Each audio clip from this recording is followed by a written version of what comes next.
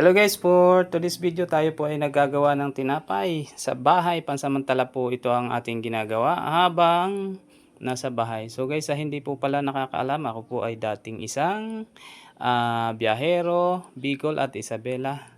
So ito po ngayon pansamantala ang aking ginagawa dahil wala po tayong biyahe at isa pa, wala pong nag-aasikaso sa aking mga anak. Ako po ngayon pansamantala ang nag-aasikaso.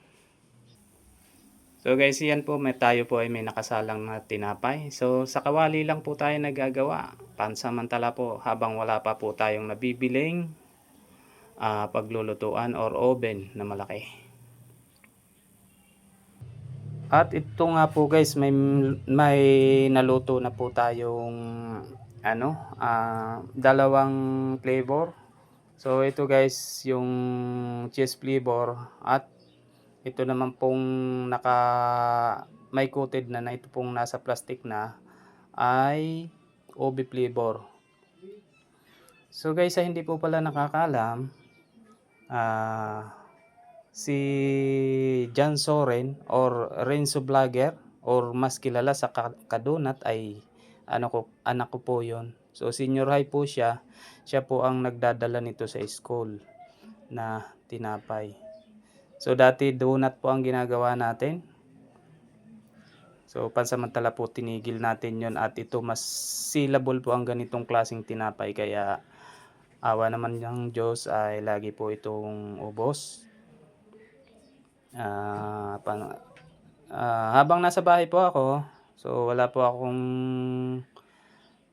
ang negosyo ko po kasi dati ay tinigil ko dahil malayo nga. So ang asawa ko po kasi ngayon ay nagtatrabaho. So ginawa ko po, ako po ay gumawa ng paraan para kumita sa pamamagitan kahit po ng nasa bahay ay kumikita.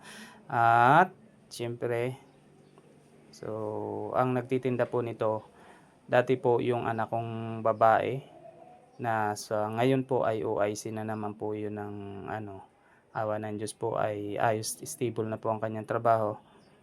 Kaya ako na po ang nagpatuloy nito at yung isa kong anak na si James ay may trabaho na rin po. So sa ngayon po, ito po si John Soren o si Kadonat ay sadya po siya ang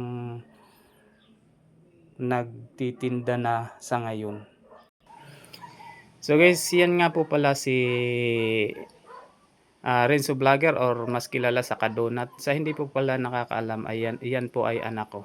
So siya po ay may channel din sa Reels. So sikat po yan, million po ang niya, ang views. So balit hindi pa po siya monetize.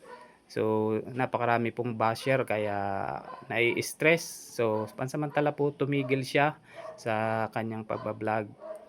So siya po pala ang sa kagaya nga po ng nasabi ko, siya po ang kasalukuyan nagtitinda ng mga donut na yan or tinapay na ginagawa ko. So masipag po magtinda yan. So sa umaga nagdadala siya, tapos sa tanghali nagdadala siya bago, tapos pag uwi niya sa hapon ubos na po yan. Ano ang masasabi mo, Renzo? At sa lahat po ng patuloy na sumusuporta sa akin, maraming salamat po. At wag po kayo mag-alala dahil babalik pa po ako sa pagko-content. Konting oras na lang po. Maraming salamat po. Ayan guys, thank you so much po sa suporta ninyo. So hindi po ako nakagawa ng natin ngayon, ng pang-upload na kanta dahil sa mahina po ang internet.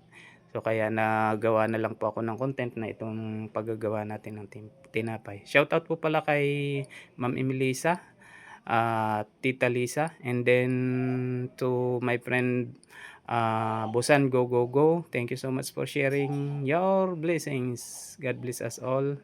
Thank you so much.